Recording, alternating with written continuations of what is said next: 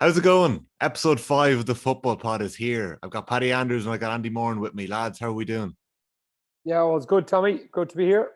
Paddy, how are you? All good. All good. Looking forward to a big weekend of action now. So some great games in store. So, yeah, all good. The football is going to be back this weekend. Andy, another thing that's back, the gyms. You opened up the movement again this week. How's that been? Yeah, so open up, all staff back. It's been lovely, to be honest. Once it opens, it runs itself.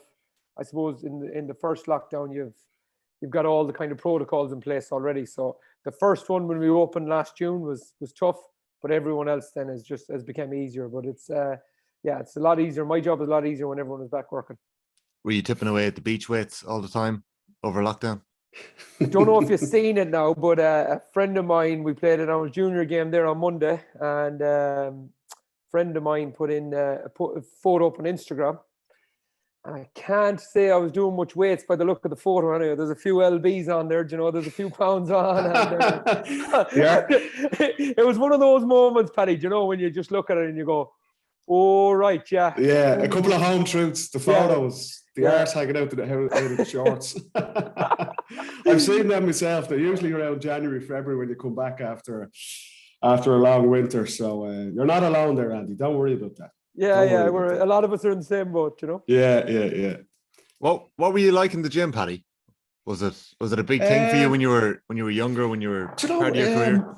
It is. Yeah, I think the younger guys are always mad into the gym because it's a big step up when you're coming from minor under 21 or the under 17s and under 20s. Now going into adult football, it's a huge change for people, particularly at the intercounty level. So, like I remember when I first came into the Dublin panel, Pillar Caffrey was still the coach, and at that particular time, the northern teams were the top teams. So Armagh were that really strong Armagh team that won the All Ireland. Tyrone were the dominant team, and they were really big and physical.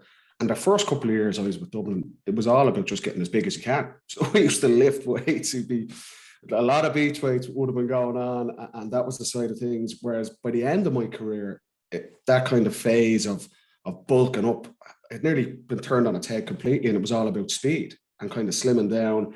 The speed that Dublin played at, playing in Croke Park, I did, I'd say, less than half the weights by the time I was finishing my career than when I started out. So it's funny how, and Andy will know this obviously from working in the industry, there seems to be these cycles of sessions. A new coach comes in or a new team is starting to be successful, and then you start trying to imitate that. But I always remember that starting out with Dublin, that Tyrone and Armagh they were bullying teams, and that was the big thing for us. It was doing so much weight 2 or 3 times a week, whereas by the end, Brian Cullen is a brilliant coach with us, does our strength and conditioning, and he would have came in and it would have been a lot more around movement and about speed, plyometrics and stuff like that. So the change in that 10-year period was huge. But no, I was mad into it, I have to say. I would have done a lot of it when I was younger, but by the time myself and Andy were wrapping up, it was more about just trying to avoid being injured. So he definitely wouldn't have been benching the most on the team. It was just about getting the body right and things like that as well. And I think the big thing, it's so important to have a coach and a strength and conditioning coach who understands you. If you have injuries over your career, there's certain things you can't do, and it's having that tailored approach. And I think that's one of the biggest things in GAA. Like you say, from when I first started, it was kind of a one-size-fits-all. Everyone get in and just lift as much as you can, whereas the advancement in it in the last 10 years has been huge. And I'm definitely sure Andy will be able to touch on it more from his own background. But no, I was reasonable enough in the gym now, I have to say, yeah. Yeah, it's very similar. I think our age kind of like Armagh took it to a new level where like they were huge. You had the two McNultys, you had McGeaney, you had McEntee, all big, strong. Jeremy Marsden inside, just Ronan Clark inside in that team in 2002, and they were just massive men all through. And what they used to do, Tommy, they used to kick the ball a lot, so they didn't have to cover as much grass as just say Tyrone in 2003 or the way Dublin have brought it on since. But I remember seeing a huge difference from 2002, 2003, and then we played Kerry in 2004 in the All Ireland final.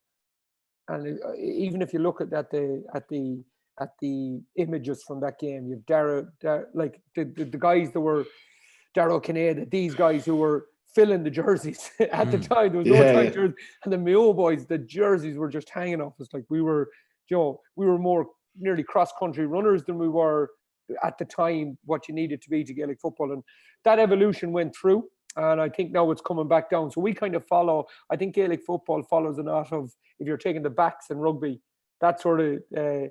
Remember O'Driscoll got huge, and then he started cutting, and he came down. He probably took a stone off himself. So it's probably came that way, that evolution the same. But me personally, as a club, we were very lucky. We had a very, I suppose, Barry Solon, Andrew Hanley. Andrew Hanley's a coach. He's in Florida, but he'd have coaches coached lots of high-level tennis players who play in the French Open, Wimbledon. Barry Solon's obviously in Arsenal. James Mitchell were there, who all did strength and conditioning at his young age. It was kind of pushed into us. But I'm very similar to Paddy. Way overdone it early on. Pulled back a tiny bit. Probably took about 4 kilos off myself, made myself lighter. And really? Then near the end of the career, then weights was there to keep me healthy. And that's all I was there to do. Yeah, that's the big thing. Yeah, to keep me healthy and lift what you could lift, and do it to a way where my right leg was lifting the same as my left leg, no back squatting, none of this. So it just changed completely. But I remember in about 08, I came down, I was in Jordanstown, 07, 08, I come down, and obviously Barry Solon was kind of head of the curve. He was in with Joe international teams at that stage, but I had mini bands and I a Wavin pipe for a foam roller, and all the boys were looking. If I actually, do you know the way everyone now does mini bands and foam rollers? I just had my head on and I said, right, I'm going to do these. You started that whole thing. Well, I didn't. Andy, but no. Solon Solon had given it to me from his time in Athletes Performance in America, you know. I came home into the changing room and I was doing these band walks, you know, like the duck walks that we all do now. I should the boys, Trevor Mortimer was looking at me and said, "Will you get out of here?" It was the biggest. It was crazy. But you know what, Andy, what year was that? What year was that? Not 7, not 8 time. We played, just this a small line though. We played in 2016. So my club, we won a junior championship in 2017, but we hadn't won a junior championship in say 30 years before that. So we were always kind of in and around there. But every year, as I said to you, in November, there'd be the conversation, can we do it next year? Yes, we can, but we wouldn't. So in 2016, we got promoted to Division 2 football. So we'd always been Division 4, Division 5, but we got our way up. So we were playing senior clubs in league football, which made a massive difference. And in our first game in Division 2, we played one of the big town teams, Trim, and it was in February, and it was in Mead Hill. Now, it's hard to get to Mead Hill, and a lot of people in Mead don't know how to get to Mead Hill. Trim made the way down, and I remember going into the dressing room that day in Mead Hill, and we were going to our dressing room, the first one. And there was this commotion downstairs. There's a little hall. And we looked down, and the Trim boys were foam rolling and doing these bands.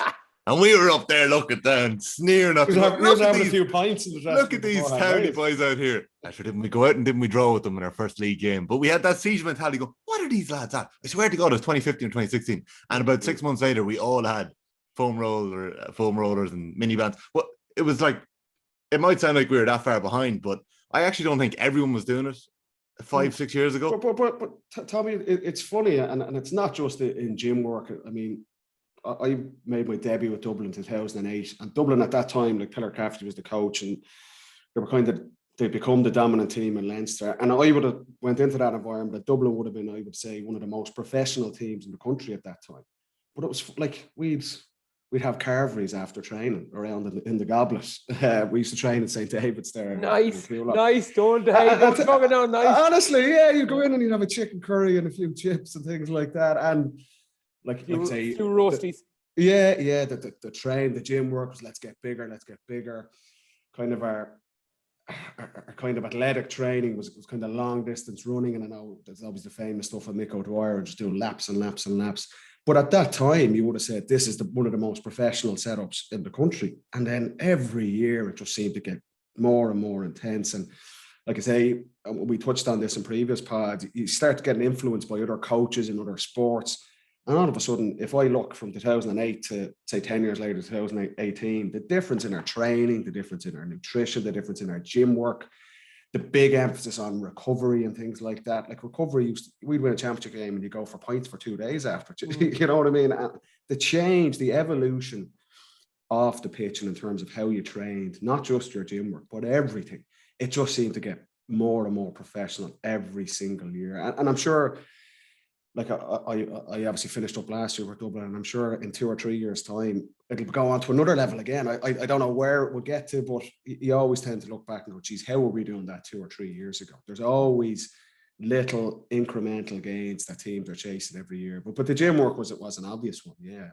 Just sticks in my mind. It was all about size, whereas now it's gone completely. It's all about speed, and like Andy's touched on, it's all now about recovery, just being injury free. There's no point in being able to lift 150 kgs in the gym and then you put your back out and you're out for 4 weeks, you know, and a lot of it is just making sure you're as fit and as ready to play as you can be. On that, there was, when you talk about the cycle and the progression, there's 2 players that I always think of that nearly represented it. Paul Flynn is one.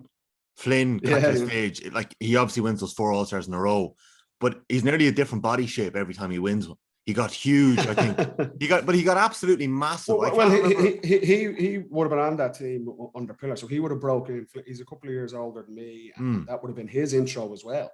And he was in DCU with me as well, and a lot of us in DCU would have went to the gym quite a bit. But that was his intro as well. It was about size, and particularly like he was playing around the middle of the field as well as a young guy. So he's like between wing forward and midfield. So that was a requirement. That's how Gaelic football was played at that time.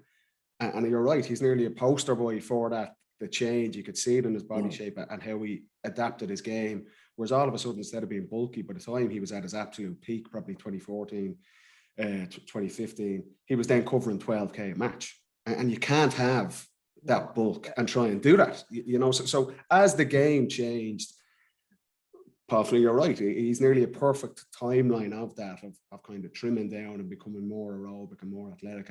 And you'll see it in the games this weekend. You know, the successful teams, Dublin, Donegal, it's all about your aerobic. How can you get up and down the pitch as often as you can for 75, 80 minutes, you know? Which is like the second person I always thought of was James McCarthy, because when you look at James McCarthy in 2011, he's so skinny. He's so tiny. And now, but maybe it's just because he went from being a boy to a man, but he's just a monster now. And he's actually, in terms of aerobic capacity, he's probably the standard setter. You can say Fountain as well, but in terms of being able to get up and down the field, Mayo, obviously, Andy, I don't know whether they recognize that, but they developed a lot of lads in around the middle third who can compete aerobically. How do you figure these things out, that the game is changing and we need to have lads like this rather than bigger lads? Our evolution, I suppose, as a team there's no secret about it, really. James comes in 2011. We go and we compete well against Cork. Ed Coughlin was a huge addition to our squad in terms of S&C, but in terms of energy and the time he used to give you. We used to have an S&C coach who used to come in and maybe test you once a month. So you were more obsessed about how I need to impress this fella, how many chin-ups I need to do, than how many points I need to kick. You know, so you were nearly doing more chin-ups than you were doing kicking. You know, it was silly stuff. But Ed comes in, he gives you time, he allows you to talk, he goes through you with an individual plan and moves on. But then huge in 2012, we got Cian O'Neill in. And Cian, now formerly of Kildare, I suppose, won his All-Irelands with Tip and Kerry, and now is with Cork. He was a huge influence on the whole group in terms of just the general professionalism he brought to it. Like everything was monitored, data, what you need to do, how you need to get there. And then it just built from there. So once he came in, then everything else came in. Kieran Shannon came in. Donny Buckley followed Cian when Cian went to Kerry, controversially. We won't mention that, Cian. When he went to Kerry, Donny came in, brought another Joe. So it was always getting more professional as it went along. But once you broke the seal on the low levels, then it came through. But you mentioned James McCarthy there.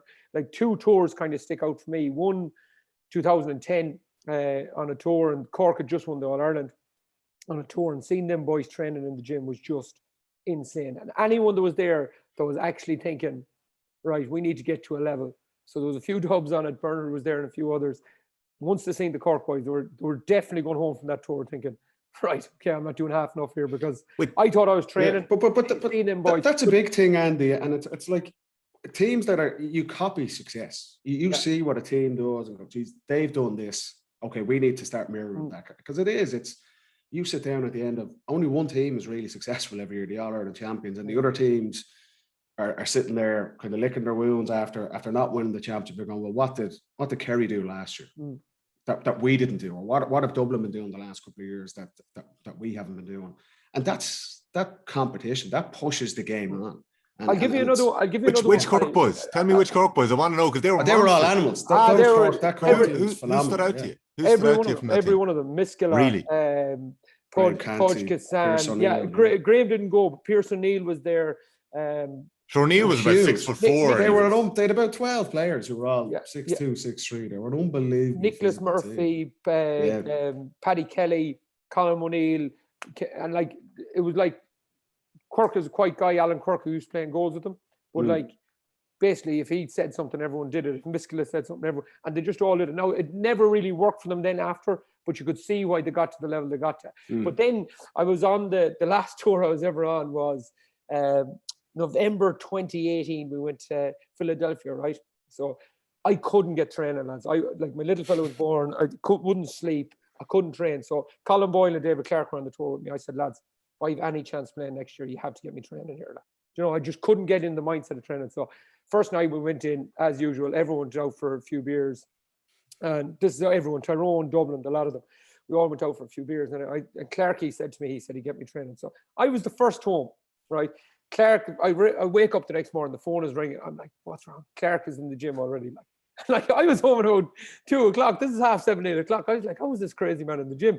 So get the clothes on because I'm afraid of Clarky. Get the clothes on, run down to the gym, and he goes, yeah, you better cop on. He goes, McCarthy and Howard and who was it? Con were already in the gym, gone.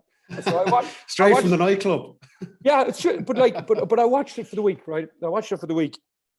As I watched Cork in 2010, so there's all, as Paddy says, success leaves clues, and just watched it. McCarthy's knee, like he had a knee operation, like there was, like he was physically shouldn't have been in the gym. If I'm being honest, I think his knee might have been a small bit infected. He was pulling the boys to the gym, and like the boys were good boys. I'm sure they're good lads, but McCarthy was leading the way. And you're on about the body shape and how he's still playing. And I just remember looking at this boy and going, that's impressive. No, it got me training because I thought if I have any notion of competing in 2019, I need to go after this.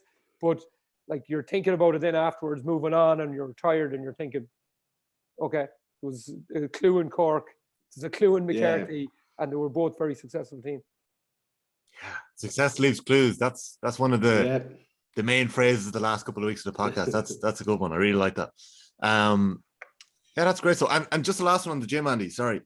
So you obviously didn't always own your own gym or work in a gym. That came in the latter stage of your career.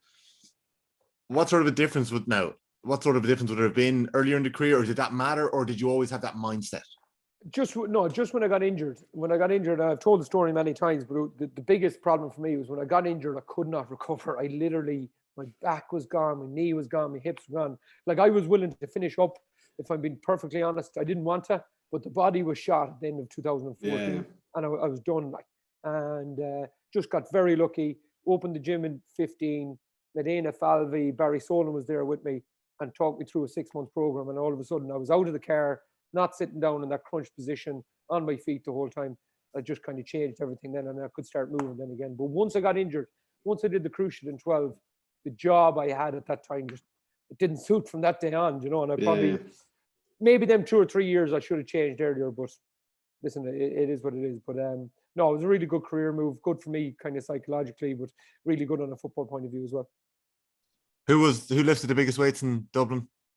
Paddy? Oh, it's all the young guys. They're all it's gas looking at them coming in. Guys like Paddy Small and stuff now, they're absolute savages in the gym. And I'm just looking on.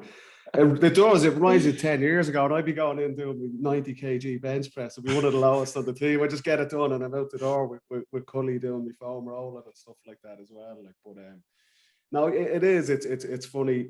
The younger guys, they do come in, and it's to be honest, they're some of them are students and they've time on their hands, and they're doing that side of things as well. But it's a very important bit for any younger players coming into that panel, because it is a huge change. Like you're going from playing senior club football, or you've come from the under-21s, you're playing Sigerson football. It is a big step up in terms of the physicality to play in the championship, you know, at inter-county level. And particularly if you're coming into the Dublin team, the standard is so high, you just need to physically be at that level, or you're not used to the team. There's certain requirements. This is the style of play we have. You need to be able to run for 75 minutes. but you also need to be able to win your own ball. Like we spoke about Dublin, if you're a defender, you're asked to man mark some guy. You've got to be physically able to deal with him. So it does tend to be the younger guys, and as Andy says, when we get older, a lot of it is just about keep ourselves on the pitch and being ready to play and stuff like that. And like Andy said, you could spend 30 minutes at the gym just doing your prehab stuff. You know, that was most important to me at the end of my career in terms of keeping my back and my hips. I'd had a lot of trouble with that side of things. So whereas the other guys are going in doing their 10 sets of bench press, so I was there foam rolling away. But that's what I needed at that particular time in my career. And I'm sure it will just keep getting more and more professional, be more insight, like we touched on last week, influence from other sports, and there'll be things going, geez, how did we not think of this before? But that seems to be the mentality and the attitude. And it's great to see, because we say the game is getting faster, the quality of play is getting higher and higher every single year. So it's a huge role. And like I say, from when I started my career to where I finished, the advancement in it has been phenomenal, really. And who used to eat the weights in Mayo? I kind of mentioned him there. David Clark was always a good guy. But the goalie, jeez, he doesn't need to do anything. Yeah, Paddy Durkin in the later years was just an animal. But then guys outside, you know, the likes of David Drake and them guys who just, I have to mention him, he works for me. So yeah, we're offering, hey, if anyone wants to know, we're offering good deals in the gym too. I can't believe this. You've just given out, he's 25 minutes plugging his gym. Yeah, plugging the gym, Jesus Christ. Are we going to talk about football this week? We come back to pension plans next week. Yeah, pensions and investments next week. Yeah. I'll give you a tip. Yeah, no, but them guys are good. But they were always, I don't think there's any ever problem with boys lifting weights on a team. What I always want to see is the guys who are out kicking before training and all that sort of stuff. They're the guys that you really want. I think the huge way Dublin have used their finances, and it's publicised all around the place more than anything, is when the guys come into the squad, they're ready. They're ready to, you know, they're ready to play. Like, and it's taken other counties maybe 3 to 4 years, unless you're a really genius footballer, to make the team.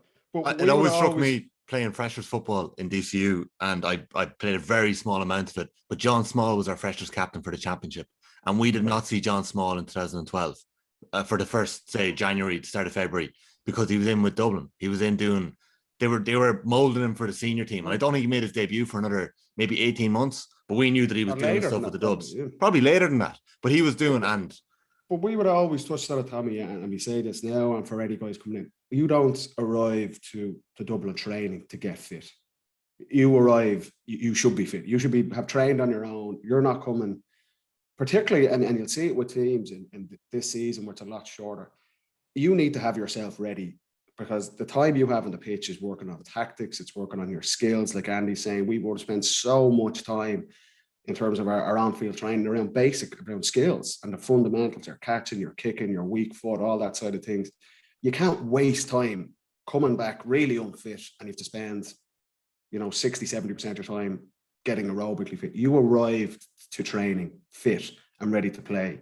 And the time we had together was then on the more important things, like Andy's saying, around your skills, around your tactical style of play and things like that. You just couldn't be wasting time coming in terrible shape and you have to spend the first 3 weeks of the year trying to get fit. You had to have at least a base level of aerobic capacity. That's the responsibility of the players to do that. In your off season, okay, go away and enjoy yourself. And I love that myself, but you still had to do the work away from the scene.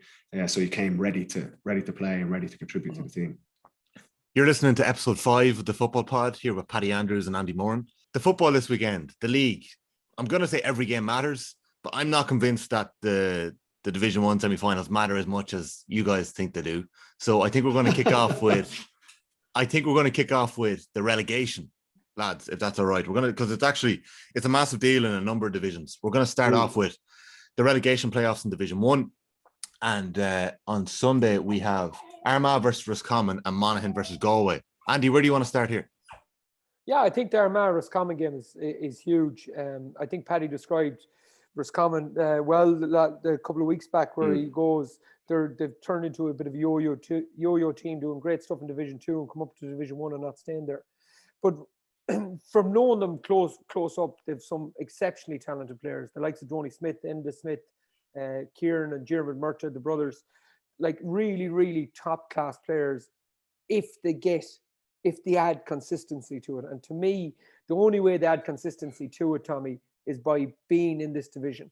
The physical demands that's placed on you by playing against the likes of Kerry, Donegal, Tyrone, Armagh even, and Dublin is just far superior than what you can get in Division 2. I've been lucky enough to go and see 2 Division 2 games.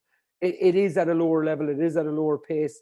Your physical conditioning doesn't have to be as strong. And I think a problem for us coming over the years is that some of them players we even mentioned there have pulled out for a year. So they're missing that. As I think we described it as that little compound. Paddy knows more about compound interest than me.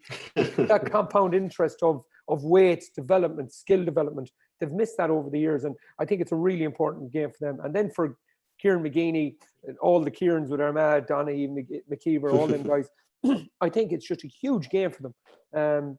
And the reason for it, if Roscommon, as they did last year, beat Armagh, then McGeeney doesn't get back into Division 1 until 2023. And is he still going to be there? Like, he's had 5 or 6 years.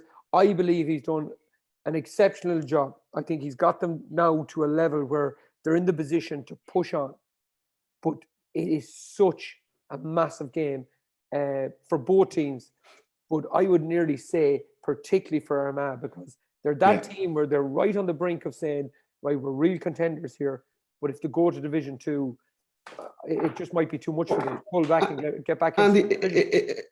It is essential to be in Division 1 in terms of building that success. And I think there's a great example of say, Monaghan over the last 10 years. Like, Monaghan were probably in a similar situation to Armagh, that they weren't one of the main contenders in Ulster. They hadn't won Ulster championships. They hadn't been competing.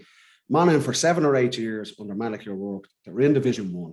And they were always competitive. You go up, they beat us a couple of times up at Clonus. And just that consistency, they were like getting every last drop out of each and every one of their players. They don't have a huge playing pool there, but Malachy O'Rourke had them in Division 1. They were competitive. They were getting better every single year. And all of a sudden, they won 2 Ulster championships off the back of it. They got to All-Ireland semi-finals. You could just see they were becoming a better team every year just by being exposed to Division 1. And tell me, we touched on it with Meath even last year. Andy McCarthy had Meath in Division 1. It was the first time they're in Division 1 in years. Yes, that they lost every game in it, but you can see they've gone down to Division 2 and they'll probably get back up. I fancy that they'll probably beat Kildare this weekend. But just having that exposure to the highest level, because it is a big difference. The speed of play, if you're a defender, you're marking the best forwards in the country. It just brings your game on. You know, you become a product of your environment. And if you're playing at the highest level, even if you're not winning all those games, it's so, so important. And we're talking about Armagh taking that next step. Can Armagh all of a sudden, after kind of 10 years in the doldrums, can they become contenders in the Ulster Championship and compete with the likes of Armagh, of Tyrone and Donegal? You have to be in Division 1 to do that. Monaghan were a great example of it. And you're looking at this weekend. You're right. Like, the Division 1 semi-finals, I think they're the 4 best teams in the country playing each other. They'll be really exciting games. But in terms of the overall season, if Dublin lose to Donegal, it's not really a huge impact on their season. If Kerry don't beat Tyrone, it's not a huge impact on their season. Whereas if Port of Joyce gets relegated with Galway, you know, they're kind of going, that is a big setback for where they're trying to get it. They're trying to become the dominant team in Connacht, like Mayo were for 4 or 5 years. You need to stay in Division 1. And the same with McGeeney. There's been green shoots over the last 2 years with that team. They're really exciting to watch. They're unlucky probably to be in a relegation game this weekend and not in a league semi-final. But for them to get relegated back down to Division 2, it just feels like the momentum they have would stall on the back of that. It's essential. If you want to start winning provincial championships, and we're talking about catching up with Dublin and Kerry and these teams, you have to be exposed to the highest level of football. And it's so important. You're right. Even though the games might be, the semi-finals might be more high profile, and like I say, you've got the top teams playing each other, but staying in Division 1, and for the teams trying to get up, teams like Clare, teams like me trying to get back up from Division 2, it's so, so important to be exposed to the highest level of football. I think the Armagh one is key, because Armagh aren't going to win Ulster, lads. I don't believe they're. So I don't think so either. I think they've got a chance, but I do think this game is more important than any game they're going to play in the future, because it's such a quick turnaround of the season. And I think it's so important for them to have that level of competition again next year. You get the feel for it. So I'll give you an example, right? So if we're looking at Mayo, right, and I do think Mayo are still in the the contest here. They got the feel of it going to the All-Ireland final, playing Dublin. So the muscle memory will stay with them. But if you look at Mayo, for example, right, and if this was another team, so Mayo scored 70 points. The next closest team to them in Division 2 is 55. Right, the scoring rate there isn't high enough for Meath, Clare, any of them guys. It's not high enough to compete in Division 1. Right, if you look at it too, Mayo play against Westmeath, who play a counter-attacking form of football. So 13 behind the ball, Hessling up top, and they attack at speed. Okay, that's not even happening in Division 1, right? So Mayo then have 3 backs who really are marking anyone. So they're not getting that, as Paddy says, that level of competition, which is really tight. They'll meet the same next week with Clare, Tommy, where Clare will play with 3 forwards. They're not going to play with 5. You've seen last week what happened to them against Meath. When Keoghan came on and McEntee and these guys in Harnan and made it a bit more competitive. But like anything can happen in that last game. Again, you look at what happened in Division 1. Oh, it was crazy stuff. People running at each other, really going after it. Even the Galway v Dublin game was a right game till about 61, 62 minutes. And in Division 2, you just don't get that. So what we're saying about here, Galway, Monaghan probably less so because they're young and the older players have the feel of Division 1. So I don't think it's as catastrophic for them as anybody else, because I think they have enough to bounce back, and they're trying to get a new team. But for Galway, Armagh, Roscommon, particularly Galway, Armagh, I think it's absolutely essential that if you look and the improvement in Galway since the kind of catastrophic opening defeat to Kerry, and it was like a bloodbath, and they had the same last year in the first game after lockdown where Mayo absolutely blitzed them. Galway would have learned a huge amount from that game. As bad as it was, and mentally and nearly embarrassing for Pádraig Joyce and the players, they would have learned a hell of a lot. And you can see the lessons they've learned. They were much better against Roscommon and getting the win, and they were much better against Dublin. Okay, they didn't win the game, but you could see their defenders were a lot tighter. There was a lot more aggression in their play. Whereas if they're in Division 2, those mistakes, they're not highlighted as much. And you can sleepwalk your way through. When they go to the Connacht Championship, they could lose to Roscommon in the first game, or they lose to Mayo in the Connacht final. Whereas even as bad as that defeat was against Kerry, they would have learned a hell of a lot. And that's just, like we were saying, being exposed to playing against the best teams, playing against the best style of tactics. The speed of the game is so much quicker. Andy's touching on there. Westmeath play that kind of defensive style, and then they break at speed. It's a very different speed that they're playing at than the likes of if Donegal attack or if Dublin attack. So just being exposed to that, even if you're not winning, you're learning huge lessons. And like in the space of 3 weeks, you can see the improvement in Galway from what essentially was an embarrassment in their opening game. And like we touched on it with me, Tommy, as well, even though they lost their games in Division 1, they've gone down and they have a little bit more nous and experience, and you'd expect them to get back up this year. So you just, for exposure for the younger players, particularly for coaches, for the style of play, it's the only show in town. If you're going to progress as a team, you really need to be playing against the top teams and the top players. So Paddy, I think you've hit it. So even on the tactics side of things, so Joyce goes down and Divley, they go down and they get it wrong. I first admit that they got it wrong against Kerry. They leave Mulcairns and Glynn in 1-on-1 with the boys, having a chance, get cleaned out. But I listened to Michael Meehan on Off the Ball last week at the Dublin Galway game, and he said it's more Kevin Walsh now than it is Pádraig Joyce in terms of tactics. So now what Joyce went away, he goes, right, this is clearly not working. Now it's a little hybrid between Kevin Walsh's tactics and Pádraig Joyce's tactics, and they've probably found a nice little niche there. So yes, you learn as a player with your touch and your feel and what you're exposed to, but as a management team, you also learn that away we go. And if you're in Division 2, sorry, Paddy, just one second. If you're in Division 2 and you're playing 1-on-1 defence, and then all of a sudden you're put in against a Division 1 team in the first round of the championship, and you've laid out what happened to Galway against Kerry in the first round could very easily happen to you again. You know, sorry, Paddy, go on. No, but it was the very first pod we did. We spoke about this, about the challenges for new managers like the guys at Tyrone, like Pádraig and Divo with Galway, was finding that balance. That is the biggest challenge for, like, if you ask any coach when they come into any job, it'll be, you know, the ideal scenario is we play this free-flowing, attacking football. We're great to watch and we're successful. The reality is that sometimes, or more times than not, that's just not feasible. That you've got to find a balance of, okay, we need to be solid at the back. We need to be hard to play against. That's our foundation. And then we take it from there. And you get the best feedback when you play the best teams. Like you can analyze your own game, you can review your own performance, but when you go out and you play the top teams, you're getting feedback for free, and you'll see, okay, we're not at the level that we need to be at. We need to be maybe a little bit fitter. Our style of play needs to be adapted.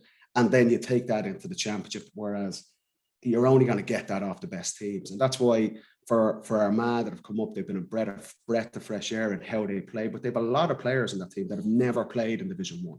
And even this year, it's a bit stilted because of the sections, and basically Division 1 North was basically like an Ulster Championship. So Armagh haven't got the chance to play against Kerry and against Dublin. Like I was saying, I think I played Armagh once in my whole career with Dublin. You know, and they're not exposed to that. So for them to drop down to Division 2 without playing the likes of Kerry and Galway and Dublin and these teams, you just need that. It's so important for players' development, but also, like Andy said, for coaches, for tactics. This is what we need to do against the top teams. And like I say, you get the best feedback when you play the top teams.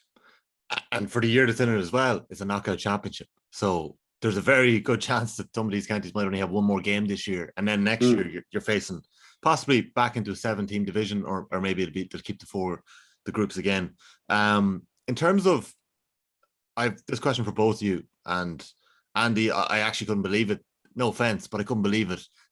We spoke about longevity last year. I don't know what's coming. I don't know. This sounds bad, Andy. Yeah. We spoke about longevity last week with Niall McNamee, but you've played intercounty football from 2003 up to 2019, 2020.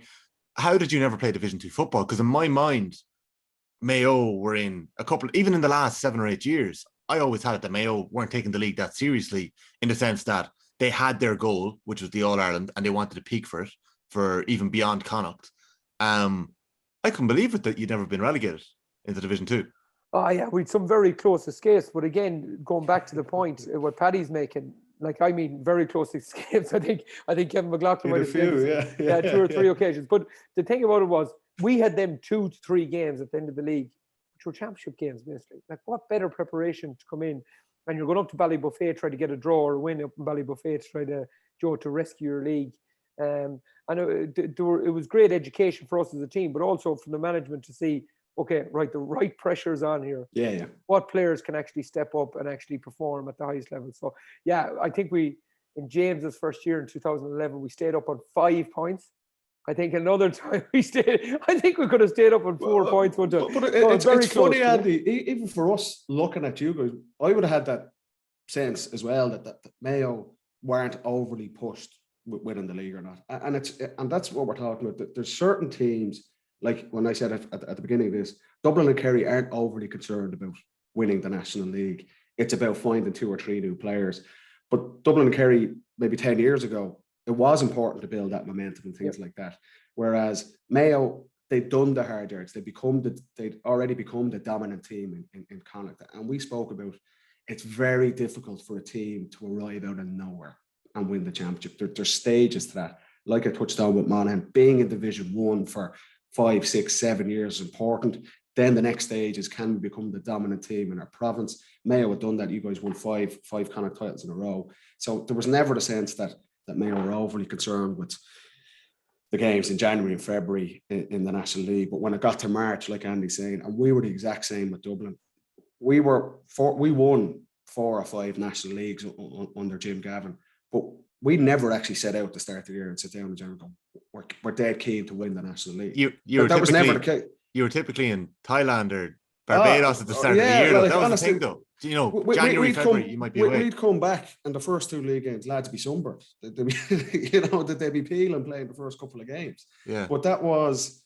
we would always have targeted a couple of big games in the National League that we wanted to win. So if we were going to Castlebar in the 3rd game, we'd like, okay, that's an important game for us because Mayo are contenders later on in the year. So we want to win that game. Or if we were going down to Tralee to play Kerry are contenders, we want to go down and win that game. Or if we're going up to Omagh to play Tyrone, there were certain games we targeted, but we weren't overly concerned with we want to win the National League or not, because we'd got to the stage, we'd gone through that progression. We were a Division 1 team, we'd become the dominant team in our province. There was a couple of games we targeted. Whereas you were always fired up. I can remember a couple of nearly blow ups in, you know, in Tralee or at games against Kerry under lights? Like, were you just really fired up that you had to set this is your game to set the tone? We were, but I think Kerry were as well. You know, Kerry hadn't beaten Dublin in the championship. I remember a couple of those games. I think we drew one and then we lost one against Kerry, and it was like a championship game in March time, you know, because Kerry were gunning for us. They hadn't beaten us in the championship. It was important for their development to win that game, and that's why I think the game of Killarney on Saturday night for Tyrone is, if you got to look at the draw for the championship as well. The winners of the Ulster Championship play the winners of the Munster Championship, the All-Ireland semi-final. This could be an All-Ireland semi-final preview. And for Tyrone to come in with new coaches, they're kind of settling in. If this new style of play, if I'm in Tyrone's head, kind of mentally for them, this is a really big game for them in terms of getting that belief and getting that momentum. And we were just, like, with Dublin, as part of our success, we weren't overly concerned with winning the league outright, but there was definitely games that we would have targeted against our big competitors. On a personal level, you know, we've spoken before about you couldn't really take chances because of the strength and depth behind you, that, you know, if you didn't do the job, somebody else, O'Gara or Costa, will be in ahead of you. On a personal level, how did you treat the league? Or was it a year basis? It was huge for me, yeah, because like I had to play well. If I got a chance in the National League, you had to play well. And that's what we touched on with Costello last week, and why we both had him in our team of the league so far. That you might look at Dublin as a whole and say, well, Dublin aren't overly concerned about the league, or Cormac Costello's been on the Dublin panel for 7 or 8 years. He's won 5 or 6 All-Irelands. The league isn't that important for him. It is essentially a trial for him. And that's why he stood out so much, because he's played so well. He's under huge pressure to perform because he's trying to play and get his spot for the summer. And for me, it was the exact same, that even though like Jim Gavin or the management team mightn't be overly concerned about winning the National League or not, I knew I had to play well or I was gone. And that's, I think, the benefit of why Dublin won 4 or 5 leagues, despite not being a huge target for us. We had the depth of squad that when we changed our team and we gave guys opportunities, we'd still have managed to win the games. Whereas with Mayo, there mightn't have been as much depth, and that's why they mightn't have won the first 2 or 3 league games. When it came down to it and they put out their best 15, like Andy's saying, in the last 2 or 3 league games when they needed results, they got the results. You know, whereas Dublin's success was because of the depth of the panel. Even if we changed teams for the first 2 or 3 league games, we generally still got a result, and that helped us get over the line in the end. But for players on the fringes, and for someone like Costello and these guys, the league is huge. You need to perform, because that's gonna, if you don't, they're not gonna put you in the championship. Simple as that. When we look at some of the other games that are standing out, we'll be able to talk about the fallout from all these games next week in depth. Like Cork Westmeath, to me, your Division 2 relegation playoff, like that's a scary one for Cork in my eyes, because they just haven't delivered. And Andy, you saw Westmeath up close. They're a team that can pull off a result out of nowhere, and they're very well coached, as you've mentioned. They have the likes of Heston, who could just put in a mercurial performance, and you know, he could kick. I think he's kicked 216 in club games before. He could star, and they could hold off Cork. So that's a tough one for Cork. I don't know whether you'd be worried, Andy, looking at Cork going into that. What could happen to them if they slipped into Division 3? You spoke about Cork setting the standard in 2010. That's only 11 years ago. Yeah, I think they're coming off. They're coming off 2 victories. Am I right? The last 2 games. I think Cork will be quite confident. But if you're going into it and who's the pressure on, I think the pressure is really on Cork there. There's no real pressure on Westmeath. But Cork should be winning that game. I think it'd be great for the championship if a Cork team came back and were really challenging down south. I think it'd be really good. So it's no disrespect to Westmeath, but I think there's no pressure on them. As you said, like Heston, even against Mayo, for example, Oisin Mullen does really, really well on him. I think Heston comes out with 1-7, 1-8. So he's just one of these guys who can just put big scores over a period of time, and you're thinking he's not doing much. Really good forwards. Canellan in the middle of the field. As we've mentioned, Maguire and Boyhu, they've really 2 really strong man markers. So it's going to be tough for Cork. I would expect Cork to have enough and to come out again. Against Clare, to score 21, so you'd expect them to have enough to score. You can't rely on Cork. No. And I totally agree with you. it will be brilliant for the Munster Championship, it will be brilliant for the All-Ireland series if Cork are strong. Like they won the Under-21 All-Ireland only 2 years ago. They're always really strong at that level. And you're just waiting, like, perfect, the most Cork thing ever last year. They go and beat Kerry. Now, whether, look, they possibly, did they deserve to win the game? They got over the line, Kerry underperformed. But Cork win that game, and you're thinking, right, what a momentum boost for Cork. That's one of the biggest championship victories in probably 5 or 6 years. They've done absolutely nothing. They win this game, and then they go out the next day and they lose the Munster final to Tipperary. Like the most Cork thing. It's like 1 step forward, 2 steps back. Like they've underage players coming through. They have some really, really talented players. Ian Maguire, Rory Dean, nearly throwbacks to that really powerful, successful team they had at the start of the noughties. But then they go out and it's just a terrible performance. And they haven't won a big championship game outside of that Kerry game. And I can't remember the last time that they've had a big upset outside of that.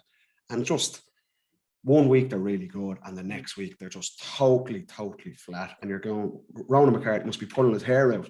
Like they've really talented forwards, Brian Hurley, Kieran Sheehan. But if I'm looking at Cork from the outside, I'm going, like, what is their style of play? They're not overly defensive. They don't park the bus. They don't bring everyone back.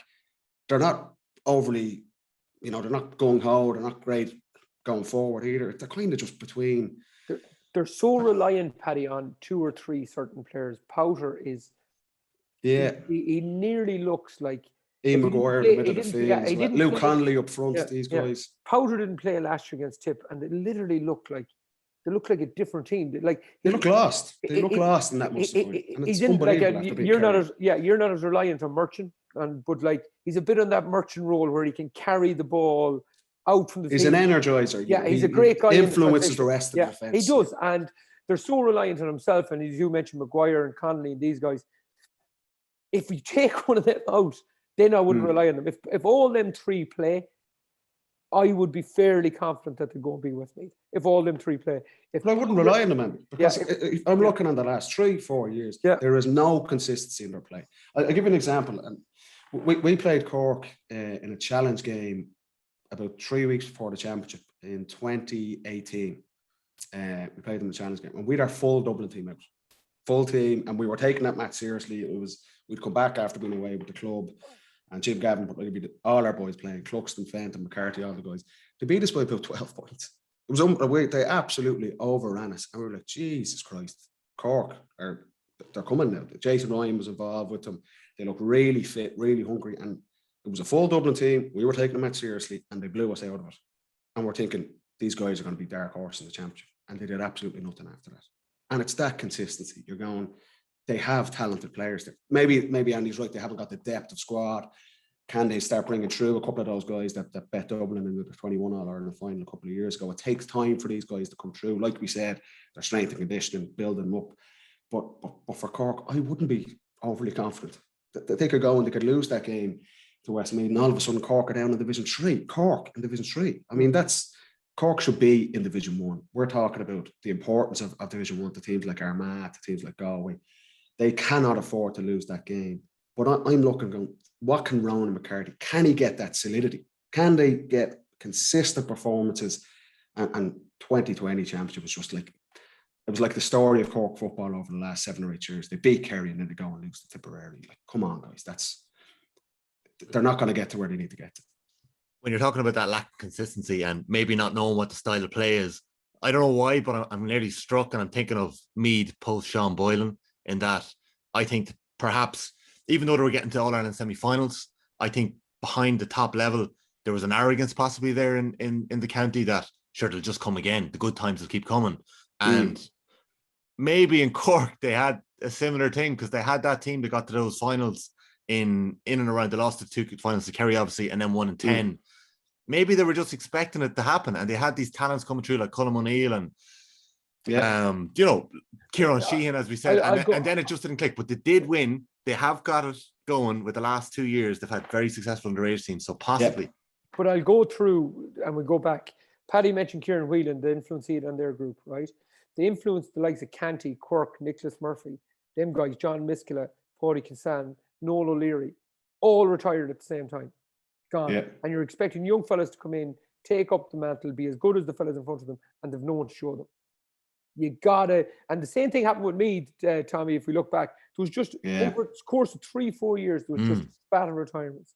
And no matter, like I told you the story there about James McCarthy bringing Howard Mannion Khan to the gym with him, and you just need people to show you. There needs to be a transitional period. Yes, Mayo lost a lot of players, but there's still Killian, Aidan, Stephen Cohen, Jeremy O'Connor to show these guys how to do it. Dublin lost a good few. You know, there's still a transitional period to show them. Kilkenny and the hurling the same. So what happened with Cork, I would say, is very similar to me. They got rid of too many of them too quick. Yeah. There was a winter. There was a winter, wasn't there, in Cork, where they were all gone. They were all gone. They're all ejected. And like I remember doing an interview at the time. Someone rang me to do a piece about Noel Leary because he must have pulled ahead of me in a game one time or something. But ringing me, and he just goes, sounds about right. Yeah. They go, what's this? And I said, there's too many of them gone at one time. It just seems there, and that's what happened, you know. And you don't think that Mayo lost too many at one time this January? Because they did lose a lot. It was like every day I was texting a new Mayo fella to try and get him on for a chat. Yeah, my Twitter feed after Donny retired. How did you pay tribute to? Yeah, I was all out with Donny, and then there was 4 in a row. So I nearly. He just copy and pasted each day. Yeah. But I know. I do think it's a problem, Tommy. Go on, Paddy. Sorry. I think it's really important that those guys were all there last year, and Mayo blooded. Yeah, 3 or 4 these guys, Oisin, Mullen, McLaughlin, these guys, they got a year. Yeah. Seeing the guys, seeing Keith Higgins, seeing Donny Vaughan, all these guys. And that gives them a sample. They got to an All-Ireland final of it. So the timing-wise, at least those newer players, they got to experience an All-Ireland final. They got to play and train with the likes of Tom Parsons and these guys. And you're right, it does have a huge influence on younger players.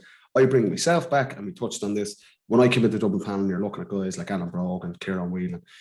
Stephen Cluxton is still there for young guys coming in, and you're thinking this guy is one of the greatest players in the history of GAA, and look at him there. You have to drag him off the training pitch, to drag him out of the gym. That has a huge impact on younger players. And you're right, with Cork, for 5 or 6 years, they were Division 1. They bet us in the league final in 2011. They won the All-Ireland in 2010. They played a couple of All-Ireland finals against Kerry and were probably outclassed in those games, but they were at the top table. And those guys, you take out 6, 7 of those personalities, those characters, and you're right, very similar to me. There's just been a huge drop off. But I'm looking, they've won 21 All-Irelands. They have these younger guys coming through. At some stage, you need to stand up, and you need, and that's why I thought the win against Kerry last year, even if Kerry were under par, I felt like a big moment for Cork. For the younger players, we've knocked Kerry out of the championship.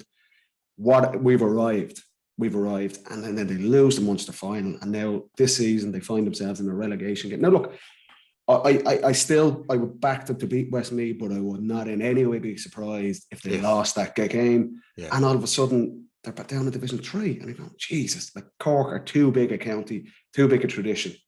They need to be exposed. They need to be in Division 1. They need to be exposed to that.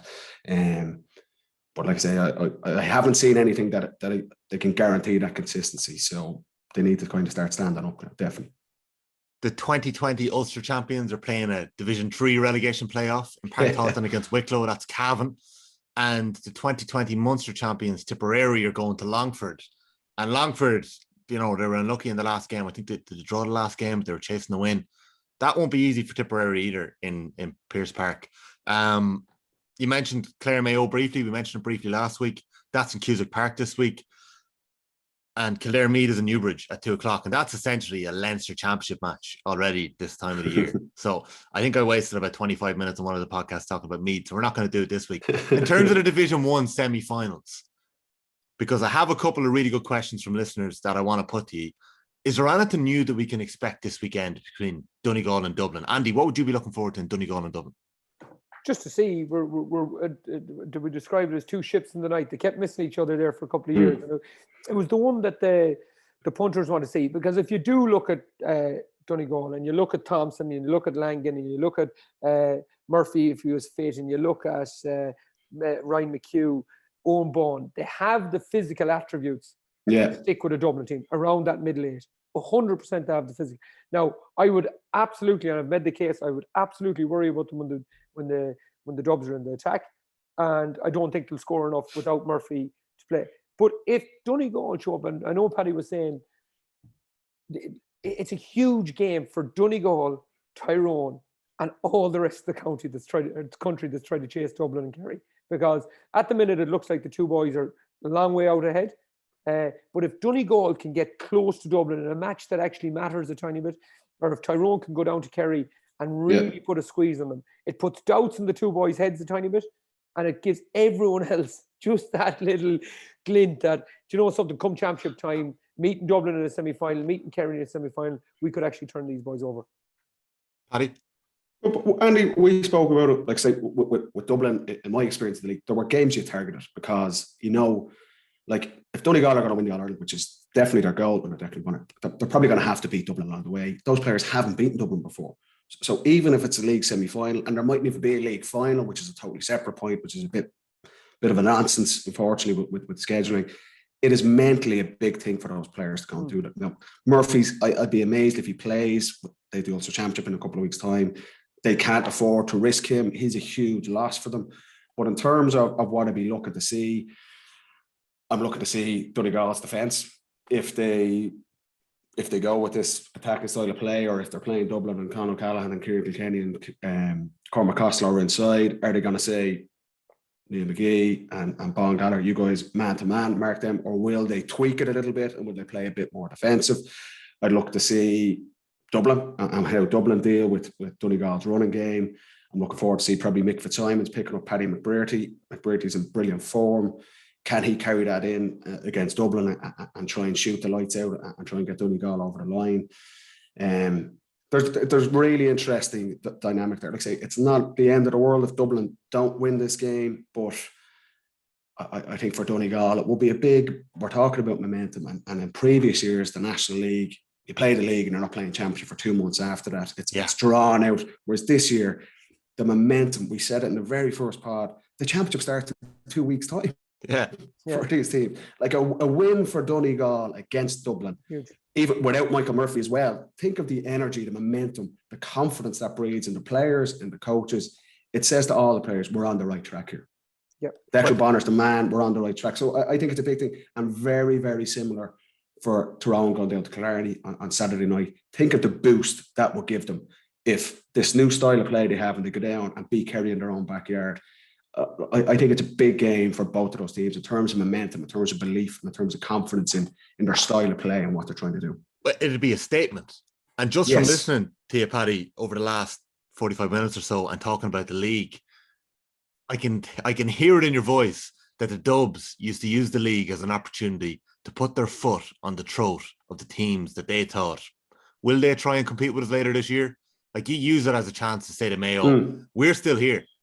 This is still where we're at. If you went down to Castlebar or if you went down to Tralee, you wanted to make a statement that, you know, we are still the however many All-Irelands in a row that we've won. Statement. Of course. Well, statement is important. Of course it is. But I think this season with the schedule, it's even more important. Like normally we played Mayo and Castlebar in February. We mightn't play them again until August in the championship. That's a long time. Whereas now the championship, like I say, is 2 weeks away. It's a condensed season. The league has taken on the momentum you get from it, the confidence you would get from winning these games. It's the fact that it's condensed. It can have such a big influence on a team's confidence and a team's momentum. And we're talking about someone like Derry and the momentum they've built, or Offaly and the momentum they've built. It is really important in a season like this where you can win 2 or 3 games and all of a sudden you're confident, you're on top of the ground going into the championship. And I think for those two Ulster teams, it is a statement. Whether there might, like I say, there might even be a league final. So in terms of winning a trophy and things like that, it's different. But for Donegal and Tyrone, we're talking about they're tweaking their style of play. They're trying to imitate what Dublin and Kerry are doing. What better way to get, like we're talking about, feedback? This is our style of play. We've got down and we've beaten Dublin and Breffni Park without Michael Murphy. That would be a huge thing, not just for Donegal, like Andy's saying. It'd give a lot of other teams confidence. But Dublin know that. Dublin are going to be aware of that. And Dublin are going down to win that game as well, because they know Donegal are trying to chase them down and trying to take on later on in the summer. So it's a big game for Dublin as well. Just on that game, Tommy, I think it's going to be fascinating to see what Donegal do with Hugh McFadden. So he's been pushing a tiny bit. So if you look at their forward line, you've McBrearty, probably Oisin Gallen, Jamie Brennan, Hugh O'Donnell, Joe, and you have Thompson then and Langan kind of in behind them. They don't really have the players anymore to play that defensive structure to tuck in, because all the players are out. They're all attackers. They're all out attackers. So what happens with McFadden and who Donegal leave free around the middle? It's going to be very interesting. So in your eyes, does McFadden play that kind of Colin Kavanagh role, that kind of midfielder who would drop back and? I think that's what he's good at. He's a big, intimidating, nice fella, but big when he's playing. He shout like very few people shouted as much as me, but he shouted, man, and he is loud, and he'd get in your face, and he'd do. Did you shout a lot? Oh, I'd never shout. I could hear him now the other end. The guys 100 yards away, they could hear him. What kind of yapping? What kind of John are you doing? Are you doing it to tell your? It's just the way I am. I'm always shouting and running. Sure, I'm half the time worse when I come on here on a Wednesday. But were you roaring on Monday in the junior game? Oh, I was, yeah. I was roaring. I was on the sideline, man. I was on the sideline. I thought you were playing, no? Thought you were a bit worse. I just thought you had a heavy weekend on the beard. I came on for the last 10. But but I think McFadden is huge for Donegal, because I firmly believe he's the only one that can make the seventh defender for them. So it's going to be fascinating to see because I don't think Dublin have a player. If they play McCarthy and Fenton in the middle of the field and you leave one of them free, they'll kill you. In terms of the statement, I don't know why it's sticking in my brain, but I'm pretty sure it was the 2017 league final, and I was behind Dean Rock as he missed the free, hit the post in the last minute, and Kerry beat Dublin. I think it was to end Dublin's 36 game unbeaten run. But I just remember Kieran Donaghy's celebration on the field that day, and he sprinted onto the pitch, roaring and celebrating as the ball hit the post. And it seemed like a massive moment for Kerry in 2017. Look at Paddy Andrews' face. Look at his face. He remembers it too. Go on. I do remember it. Yeah, I remember it. Yeah. Do you remember Donaghy? Do you remember Donaghy giving us some of that? We do remember, yeah. We have a couple of images in our head, all right, for losing that game. Do you? Do you remember it? And did that matter? Did that game matter? We were going for 5 in a row in the National League, actually, yeah. So we'd won the previous 4 and we lost that one. I think you made up for it, did you? We won the All-Ireland that year, yeah. So, but no, it was, like I say, we weren't disappointed, or no, we were disappointed. We weren't disappointed that we didn't win the league for the 5th time in a row. We were disappointed that we lost to Kerry, like. Yeah. And that was, we were hurt. I know Dino, it was 2017, and he had the free to win the All-Ireland 4 months later. And he I think he's spoken about this. He didn't feel he caught that free at the end as well against Kerry, missed it, hit the post, we lost the game. He got the opportunity 3 months later to win the All-Ireland. Slightly closer and free against Mayo and nailed it. So nothing could put him off, that day. No. There was just a couple of things trying to put him off, but no, that's the lessons you learned. And it was like losing some of those games. You do learn a hell of a lot more from those defeats, and like I said, that was feedback for us. We could see how much it meant to Kerry. It stuck in our crop that, you know. I can see, all I can they see. They were over celebrating. Yeah, so. The video of Donaghy celebrating, the video. Yeah. We could see it as well. Don't worry. Look at this. Yeah, we could see it. So. Yeah. I'd say there's a picture of Donaghy up on the thing, up in the dressing room. We never did that now, but I tell you, in players' heads, like. Of course it does. Of course it does. Yeah. Like you say, you're talking about, Tommy, about statements in the National League. There is opportunities for teams to put down a big market. Like I said, there's not going to be league finals. This is the last big game, big weekend of football before the championship starts. There are 4 or 5 teams who they'll be putting out their full championship team. This is their last hit out. Teams like Cork, teams like Meath, if Meath are trying to consolidate themselves, the second best team in the Leinster Championship, well, then they need to go to Newbers and they need to beat Kildare and get promoted. For a team like Clare, 7 years in the making, trying to get up to Division 1. They're playing Mayo. Mayo are a Division 1 team. The All-Ireland finalists. What a big win that would be. And Clare are playing Kerry in the first round of the Munster Championship. So they're thinking, in terms of confidence, to go and beat Mayo in Ennis and get that momentum, that would be such a huge game from. And on the flip side, for Mayo, if Mayo lose that and they've another year in Division 2, then does that scupper? Does that put a little bit of doubt into their heads? There's lots of different stories at play this weekend, but you touched it, Tommy. I think there's big statements that can be made going into the championship, and the fact that the championship is only 2 weeks away as opposed to normally in the National League where it's 3 months away. It's a big weekend of football for a lot of teams. It gets me so nervous when Paddy starts talking about Clare like that. Would you stop, Paddy?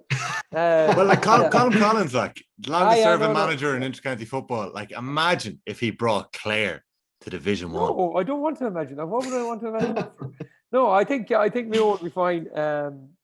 I think we've eulogized. I think they will too. Yeah, Colin he's been like what he's done for Clare football is just amazing, to be honest. I don't know the man personally, but he's a fascinating character.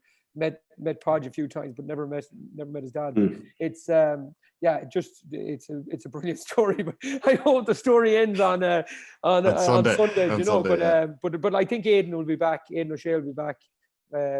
Killian will be there, and once them two guys are there and Lee is at the back, I think it just consolidates. Confidence there. I'm just hoping that's enough. Well, I can't wait to talk football again next week with you lads. It's going to be fun, whatever happens this weekend. You're listening to episode 5 of the Football Pod with Paddy Andrews and Andy Moran. You can subscribe to us in the OTB GA feed, and if you do that, you're going to get an interview with Eddie Brennan last night talking hurling, if hurling's your thing. There's Kieran Donaghy interview in there. There's the Mike Quirk podcast is now available in the OTB GA stream, and you're going to get each of the 5 episodes of the Football Pod so far. So you can go back and listen to all of them. Some of them we spent talking about some of the matches, but there's plenty of stories and plenty of I'm not going to use the word, I'm not going to say learnings. Plenty of learnings from Paddy and Andy over the last couple of weeks. That sounds like a very Joe Schmidt, Jim Gavin-esque. Yeah, well, didn't like that. Let's move on very quickly then, because we've got a couple of questions in from some of the listeners. You can follow the Football Pod on Twitter and Instagram. You can send us a DM or a message. There's a couple of questions that I can't ask that I might send on to you in the WhatsApp afterwards. But one of the questions that stood out to me was off the back of the Shane McGuigan chat last week. Where is this now? Kevin has been in touch. Loved hearing the appreciation for Derry Shane McGuigan on the pod last week. I read a piece from last August where he credited Gavin Devlin for helping him develop his right foot during lockdown last year. Devlin's the former Tyrone coach, and he'd been working with Schlockneil at the time. Did anyone help you in particular develop your other foot? Paddy? Yeah, they did, definitely. I remember, it's funny because we were chatting about this. The great Davy Billings, who passed away a couple of years ago, was a real kind of character and I suppose, unsung hero of Dublin GAA. And he was obviously the head of sport out in UCD in Belfield for years. I remember we played an under-15 championship game with St. Bridget's out in Portney Vincent against Vincent. Dave's obviously a very big Vincent's man as well. I didn't know him at the time, and we won the game, and I kicked a couple of scores. And I was walking off the pitch. I was 13 or 14 years of age, and he just called me over. He goes, "Paddy, come here for a second." I didn't know who he was. I was like, "Geez, what's going on here?" And Dave would get this look about him, a bit rough around the edges, but he's a gas man. And he called me over. He goes, "Listen, you had a couple of times there in your left foot and you turn back on your right." And I was like, who's this guy? And he goes, if you want to play with Dublin when you're older, we need to start working on your left foot.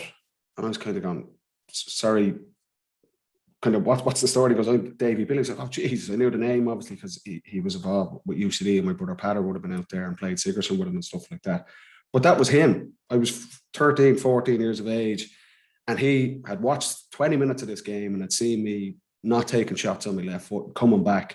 And while that was fine at under 15 level, he knew I had aspirations of trying to play with Dublin and getting onto Dublin development squads and minor teams and things like that. And that was him in a nutshell. I would have made him at Sigerson games down the years, and he was a selector with Dublin under Pillar and things like that. Just a real influential guy in Dublin G. And every time he'd say to me, "How's that left foot coming along?" And it was just an insight for me as a young player, just highlighting the importance of that. And it stood to me, and I started practicing it straight away. I was like, Jesus, here's a guy who's big in Dublin. He's a selector with the senior team, and he was telling me that. And it's just so important. You see guys like Clifford or, Khan, and the best forwards and most dangerous forwards, you have to be able to do it because you're playing against the best teams. You're playing against the best kind of man markers, and teams are trying to shut you down. Having the ability to go with both sides. And that was always a moment that stuck out for me. Davy Billings back, nearly 16, 17 years ago, just called me aside for a 1-minute conversation, and it changed my perspective on what I was working on in my game. Yeah, it's brilliant. Yeah, that's deadly. I won't even try to come in on that, but it shows why Dublin got to where they got to when you have people willing to do that, And I guarantee you, the next time Paddy played against him at 15 and he knew he was on the sideline, he was shooting off the left foot no matter what happened. And were you doing that? Were you making sure I got to shoot my left here? I can't be turning back. But I just started practicing. Started practicing it. Whereas because I was we had a pretty good underage team, and I was a pretty good player at that level. I wasn't taking myself out of my comfort zone. I was coming back onto my right foot. And that's fine at under 14, under 15 level. But you start trying to play with the Dublin minor team or under 21. And ultimately, he could see this guy wants to play senior inter-county football for his county. You need to be able to do that. And it was just an eye-opener for me, taking you out of your comfort zone. And like for Shane McGuigan at his age, at senior level to kind of getting that. I was fortunate that Davey took 1 minute out of his time to come over to me, and I had a head start on it then. And then things like once we got into senior level, and we had a great coach, Mick Bahan, who was with Dublin for the 2014 season. He's obviously the ladies coach now and had brilliant success over the last 4 years in Northern. He was big on, we used to do training drills with 2 footballs at a time, and we'd be soloing with our right foot and left foot. Just a really brilliant coach, technical coach. And he would have a big work with Owen O'Gara, who mightn't have been the most technically proficient on his weaker foot, but he'd have O'Gara out kicking 20, 30 balls before every single training session. And you could just see the improvement at that. And that the sooner you learn that, if you could do it when you're 13 or 14 years of age, brilliant, because you have such a head start. But you can always become a better player. And I think being able to kick off both sides, particularly if you're a forward playing in the Ulster Championship, there's spaces at a premium there. You need to be able to pull the trigger on both sides. So coaches like that's ultimately the fundamental role of a coach, is to make the player better, kind of get technically better. And guys like Mick Bahan were brilliant for me with Dublin, and Davy Billings, obviously. Mick is a skills coach, yeah. And then he's got loads of stuff up on YouTube if anyone's up for stuff. Yeah, that was brilliant. He's brilliant, so, yeah. Andy, what was your left like? My left was fine. It was adequate. It was like I was never, do you know the way Clifford and Shane Walsh and McGuigan and these guys can hit right and left 35, 40 yards. So there's different elements of left foot. Like I was never going to get to that level with it when I started. So mine was to make sure I turned onto my left. So if I was marking Mick Fitzsimons, who obviously studies his players, he knows what to get onto my right foot. For the first ball, no matter where I was in the field, I was turning left side. I was turning onto my left side. So I mightn't have shot with it, but I was trying to cod him into saying, right, this fella can go either way, And then, like for us, Liam McHale was huge in 2004 for me, because I know it sounds simple, but I think the best forwards in the country have the best hands, not just catching the ball, but you'd see an awful lot of fellas doing this with their right hand, So McHale was big into making sure that your left hand pass was as good as your right hand pass and little things like that. So it made us huge. And then I mentioned him already, Ed Coughlin, who came in with us. He was a skill acquisition coach. So we were brushing the teeth of the left hand and just using your left hand side just to get used to it. But it's funny, Andy.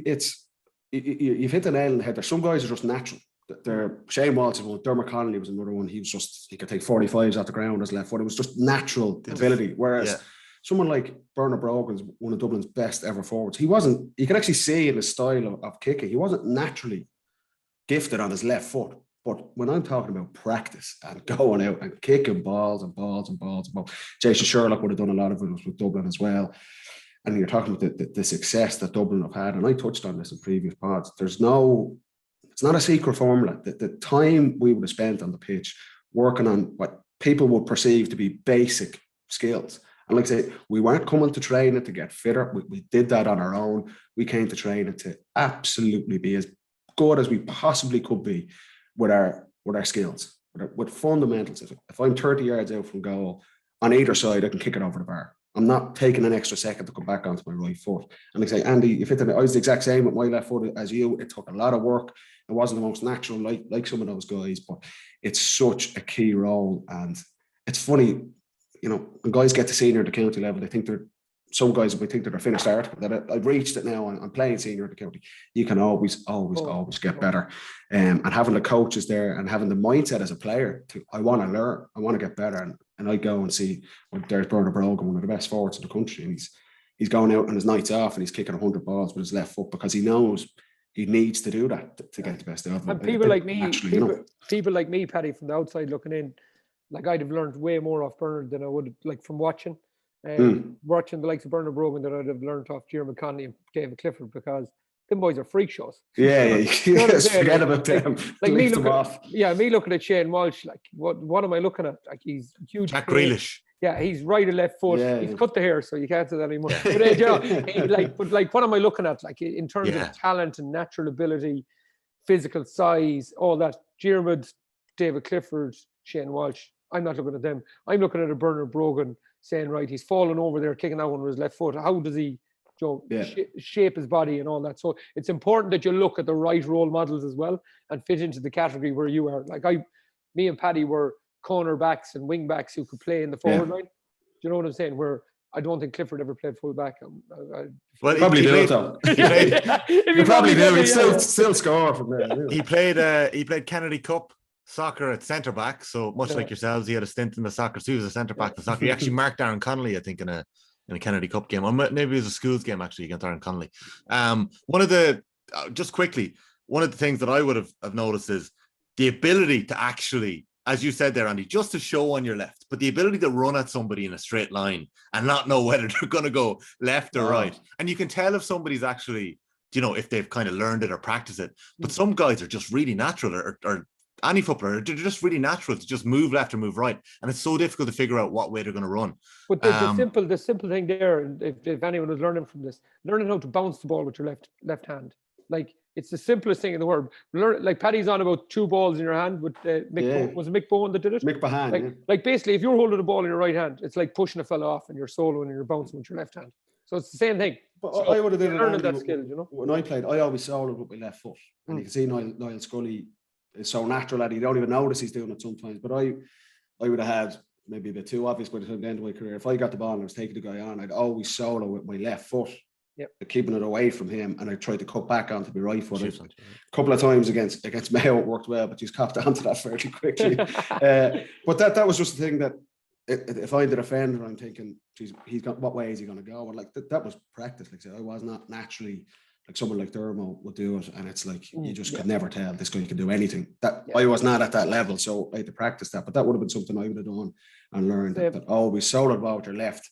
Keeps the man away from it, and it kind of keeps them guessing as well. Because that's like with analysis and particularly the professional games, defenders know everything you're going to do. They watch your patterns and stuff like that. So being able to do that and go either side is just it's essential. The exact same. The exact same. Well, I just try to do the same thing. You know, if the fullback from Beliver is listening to this on the way to the match tonight in Meath Hill, I've been working on moving off my left all of lockdown. So.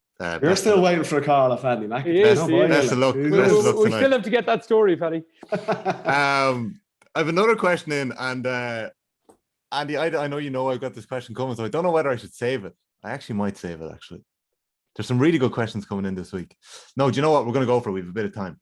Dan Burke on Instagram. How beneficial is video review in a performance, and should clubs use video more? And also, the book came in within about 10 minutes. I don't know if the lads know each other, but Sean McDonagh on Instagram as well, at footballpod_GA. What is your opinion on performance and video analysis? Did you research opponents?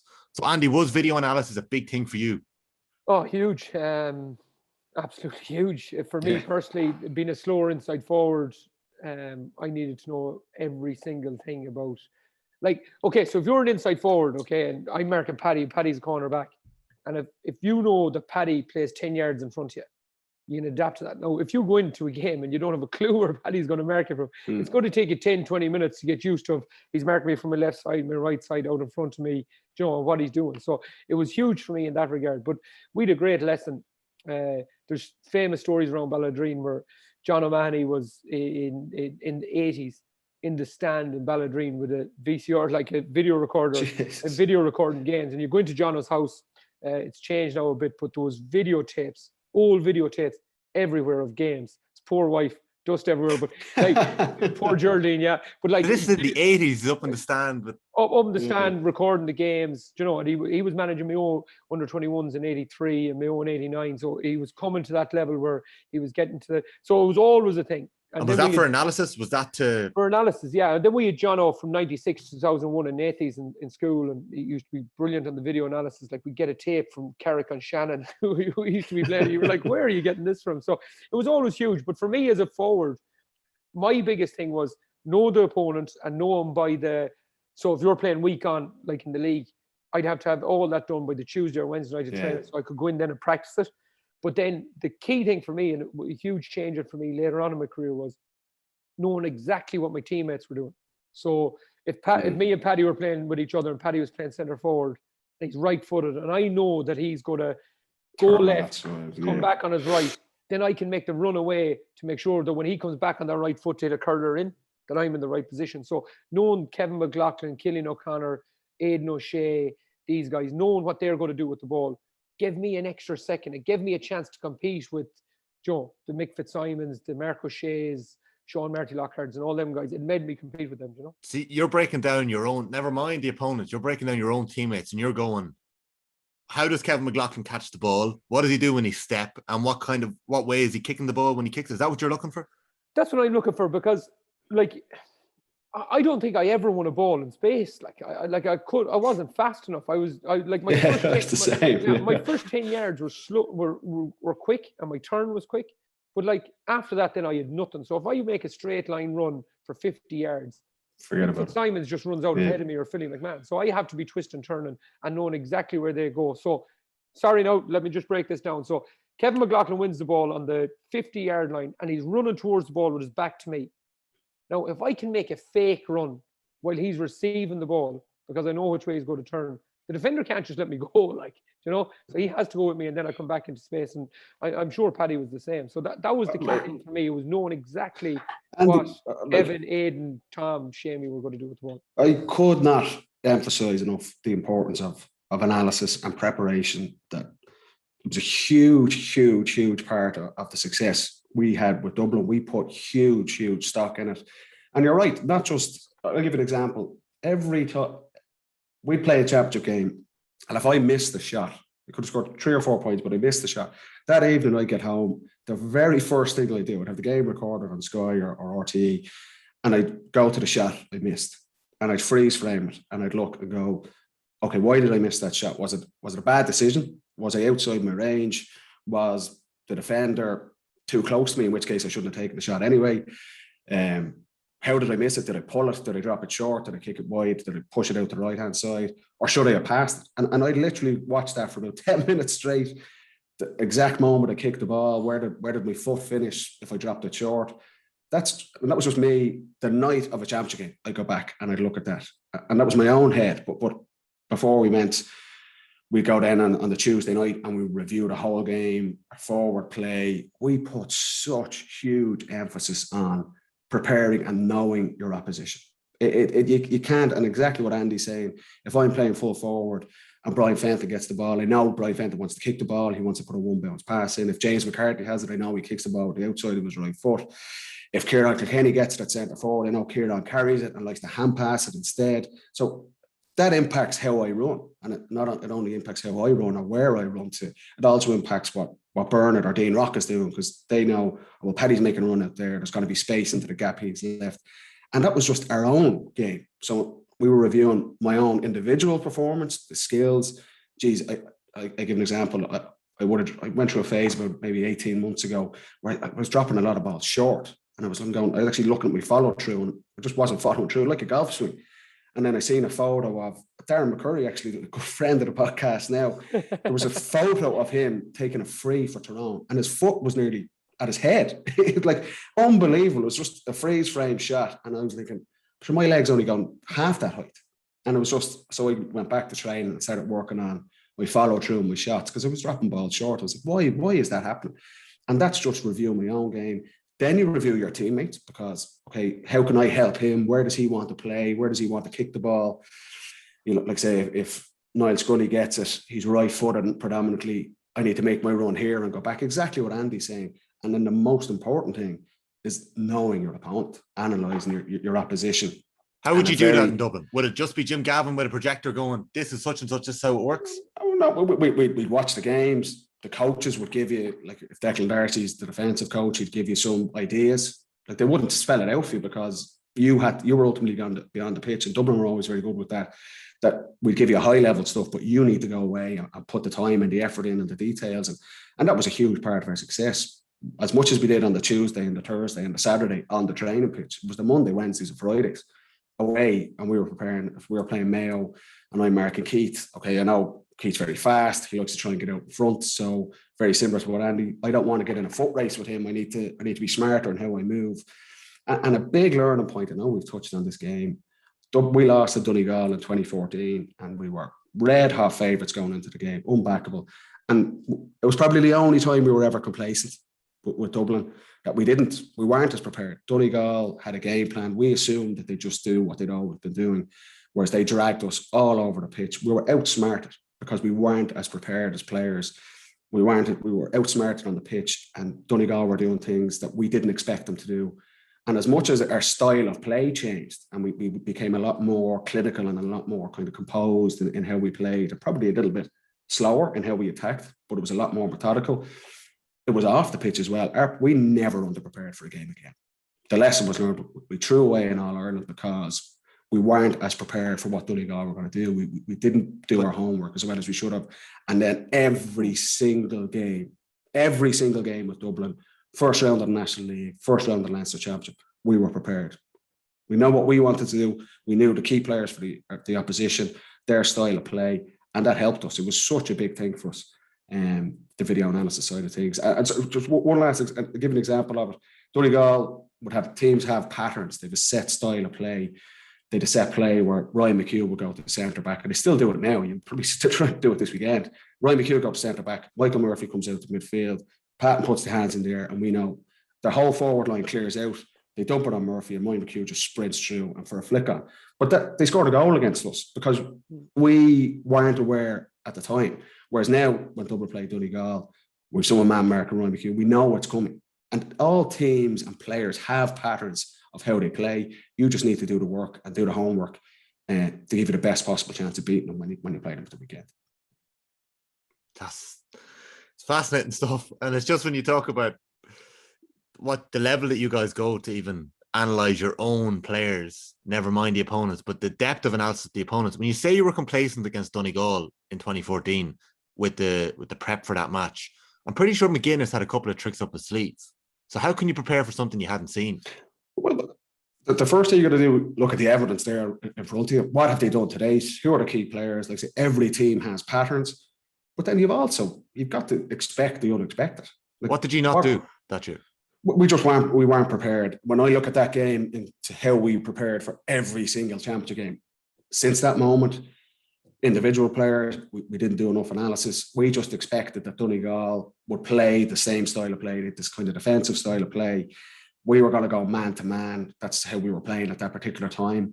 And we just assumed that would be enough. It was. And across the board, from the coaches to the players, we all agreed when we reviewed that game, tail between the legs, we were like, did we do enough in our preparation? Did we know our opponents as well as we did?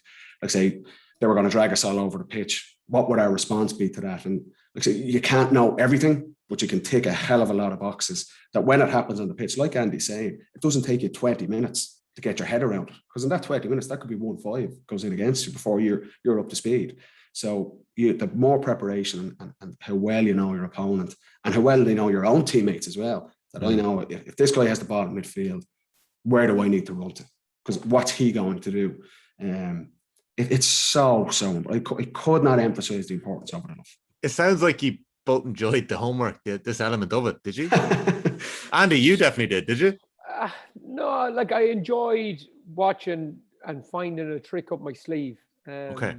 I enjoyed watching somebody who used to do something, just a little quirk that they might have had, and I can then kind of visualize where it's at. Like, so if someone marked me from in front, I'd try to get out of their eye line. So that makes sense. So I would try to make myself invisible just for a split second, because if you're a cornerback, then you're panicking a tiny bit. But yeah, listen, it all then comes down to the kind of game and where it's going and where it's at. You must be constantly playing little games with the cornerback, are you? But I had no choice. I used to be a physical forward, so I used to get the ball, and when you could make physical contact, I used to throw people over my shoulder and trip them. But then all of a sudden that became a black card and you couldn't do it anymore. So then I had to kind of jig what I was doing and how I used to play, and you couldn't be dirty basically anymore. Can I ask you a question?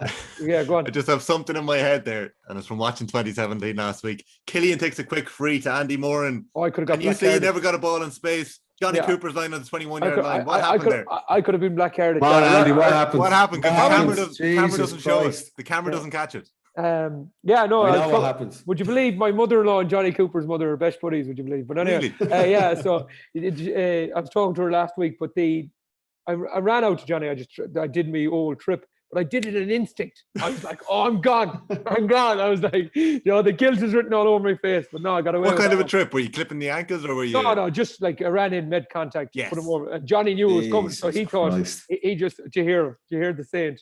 And was it Johnny who got you back then, or was it Philly who took you down for the penalty that was never a penalty in the second half? I don't know if it was I don't know. Johnny got me back many a time. I think it was yeah. But it's funny, Andy. I was the exact same. I never wanted to get in a race out to the ball with someone. And I used to mark Fitzy and train and it was painful stuff marking because his strengths were my weaknesses. But his speed and it was 10 yards.